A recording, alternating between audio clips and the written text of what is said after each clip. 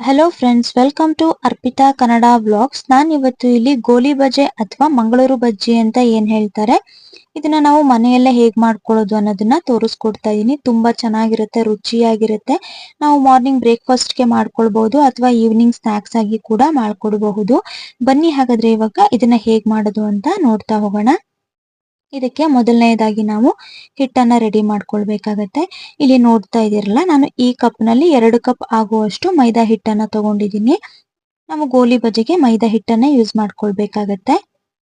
ಇದಾದ್ಮೇಲೆ ಇದಕ್ಕೆ ನಾನು ರುಚಿಗೆ ತಕ್ಕಷ್ಟು ಉಪ್ಪನ್ನ ಸೇರಿಸ್ಕೊಳ್ತಾ ಇದ್ದೀನಿ. ಹಾಗೇನೆ ಒಂದು ಚಿಟಿಕೆ ಆಗುವಷ್ಟು ಅಡಿಗೆ ಸೋಡಾವನ್ನ ಸೇರಿಸ್ಕೊಳ್ತಾ ಇದ್ದೀನಿ. ಅಡಿಗೆ ಸೋಡಾ ಜಾಸ್ತಿ ಹಾಕೊಳ್ಳೋದಕ್ಕೆ ಹೋಗ್ಬೇಡಿ, ಅವಾಗ ಎಣ್ಣೆ ಜಾಸ್ತಿ ಕುಡ್ದ್ಬಿಡತ್ತೆ. ನೆಕ್ಸ್ಟ್ ಇದಕ್ಕೆ ನಾನು 1 ಟೇಬಲ್ ಸ್ಪೂನ್ ಆಗುವಷ್ಟು ಸಕ್ಕರೆಯನ್ನ ಸೇರಿಸ್ಕೊಳ್ತಾ ಇದ್ದೀನಿ. ಹಾಗೇನೆ 1 ಟೇಬಲ್ ಸ್ಪೂನ್ ಆಗುವಷ್ಟು ಜೀರಿಗೆಯನ್ನ ಸೇರಿಸ್ಕೊಳ್ತಾ ಇದ್ದೀನಿ. ಇದನ್ನ ಒಂದ್ಸಲ ಎಲ್ಲ ಹಾಕೊಂಡಾದ್ಮೇಲೆ ಒಂದ್ಸಲ ಈ ರೀತಿ ಡ್ರೈ ಮಿಕ್ಸ್ ಮಾಡ್ಕೊಳ್ಬೇಕಾಗತ್ತೆ.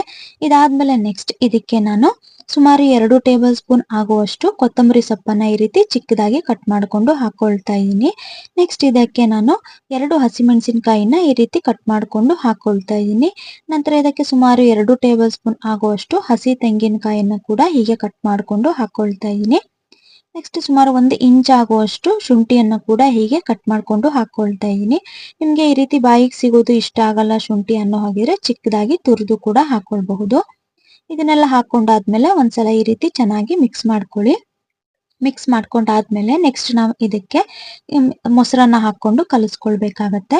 ನಾನು ಸುಮಾರು 1 ಕಪ್ ಆಗುವಷ್ಟು ಮೊಸರನ್ನ ತಗೊಂಡಿದ್ದೀನಿ. 2 ಕಪ್ ಮೈದಾ ಹಿಟ್ಟಿಗೆ 1 ಕಪ್ ಆಗುವಷ್ಟು ಮೊಸರನ್ನ ತಗೊಳ್ಬೇಕಾಗತ್ತೆ. ಇದನ್ನ ಹಾಕೊಂಡು ಈ ರೀತಿ ಮಿಕ್ಸ್ ಮಾಡ್ಕೊಳ್ಳಿ. ಮೊಸರು ಸ್ವಲ್ಪ ಹುಳಿಯಾಗಿ ಇದ್ರೆ ಚೆನ್ನಾಗಿರುತ್ತೆ, ಗೋಲಿ ಬಜೆ ನಮ್ಗೆ ಚೆನ್ನಾಗಿ ಬರುತ್ತೆ. ಇದನ್ನ ಇವಾಗ ಅದರಲ್ಲಿ ಸ್ವಲ್ಪ ಮೊಸರನ್ನ ಉಳಿಸ್ಕೊಂಡು ನಾನು ಉಳಿದಿರುವಂತದ್ನೆಲ್ಲ ಹಾಕೊಂಡು ಕಲಿಸ್ಕೊಂಡಿದ್ದೀನಿ. ಇವಾಗ ನೆಕ್ಸ್ಟ್ ಉಳಿದಿರುವಂತ ಮೊಸರನ್ನು ಕೂಡ ಹಾಕೊಂಡು ಕಲಿಸ್ಕೊಳ್ತಾ ಇದ್ದೀನಿ.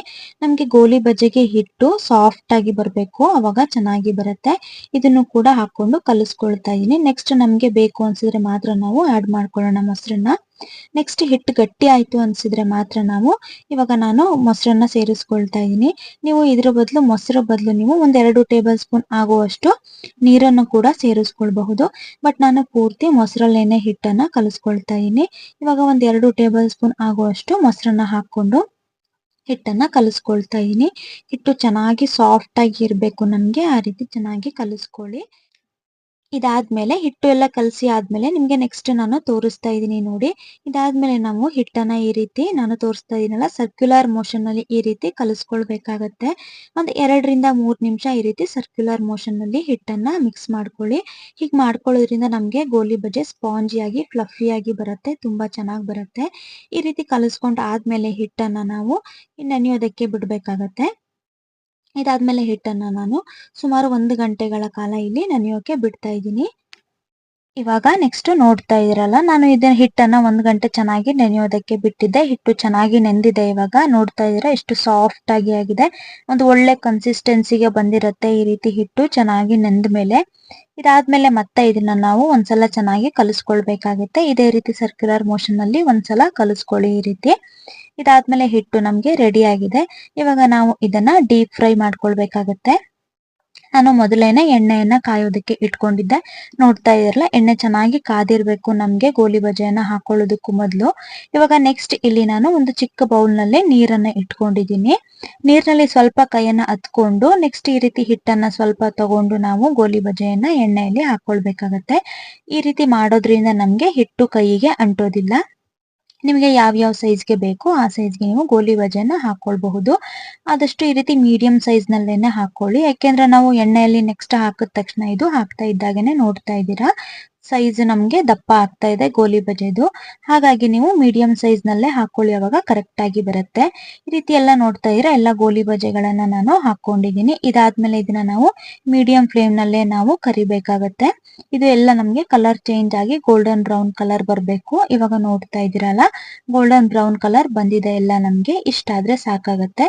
ಇವಾಗ ಇದನ್ನೆಲ್ಲ ನಾವು ಬೇರೆ ಒಂದು ಪ್ಲೇಟ್ಗೆ ನಾನು ಶಿಫ್ಟ್ ಮಾಡ್ಕೊಳ್ತಾ ಇದ್ದೀನಿ. ನೆಕ್ಸ್ಟ್ ನಾನು ಇದೇ ರೀತಿಯಾಗಿ ಉಳಿದಿರುವಂತ ಹಿಟ್ಟನ್ನು ಕೂಡ ನಾನು ಗೋಲಿ ಬಜೆಗಳನ್ನ ಮಾಡ್ಕೊಳ್ತಾ ಇದ್ದೀನಿ. ನೋಡ್ತಾ ಇದ್ದೀರಲ್ಲ, ಗೋಲಿ ಬಜೆಗಳನ್ನ ಹಾಕೊಳ್ತಾ ಇದ್ದೀನಿ. ತುಂಬಾ ಈಸಿಯಾಗಿ ಮಾಡ್ಕೊಳ್ಬಹುದು. ತುಂಬಾ ಸುಲಭವಾಗೇನೆ ಮಾಡ್ಕೊಳ್ಬಹುದು. ತೆಂಗಿನಕಾಯಿ ಚಟ್ನಿ ಜೊತೆಗೆ ಗೋಲಿ ಬಜೆ ಒಂದು ಒಳ್ಳೆ ಕಾಂಬಿನೇಷನ್. ತುಂಬಾ ರುಚಿಯಾಗಿರುತ್ತೆ. ನೀವು ಕೂಡ ಮನೆಯಲ್ಲಿ ಟ್ರೈ ಮಾಡಿ ನೋಡಿ ಹೇಗ್ ಬಂತು ಅಂತ ಕಮೆಂಟ್ ಮಾಡಿ ತಿಳಿಸಿ. ಹಾಗೇನೆ ವಿಡಿಯೋ ಇಷ್ಟ ಆದ್ರೆ ಒಂದು ಲೈಕ್ ಮಾಡಿ. ಇನ್ನು ನನ್ನ ಚಾನೆಲ್ಗೆ ಯಾರು ಸಬ್ಸ್ಕ್ರೈಬ್ ಮಾಡ್ಕೊಂಡಿಲ್ಲ ಈಗಲೇ ಹೋಗಿ ಪ್ಲೀಸ್ ಸಬ್ಸ್ಕ್ರೈಬ್ ಮಾಡ್ಕೊಳ್ಳಿ. ಹಾಗೇನೆ ಪಕ್ಕದಲ್ಲಿ ಕಾಣ್ತಾ ಇರುವಂತಹ ಬೆಲ್ ಐಕನ್ ನ ಕ್ಲಿಕ್ ಮಾಡಿ. ಇದರಿಂದ ನಾನು ಮಾಡುವಂತಹ ನೆಕ್ಸ್ಟ್ ವಿಡಿಯೋ ನೋಟಿಫಿಕೇಶನ್ ನಿಮ್ಗೆ ಬರುತ್ತೆ. Thank you.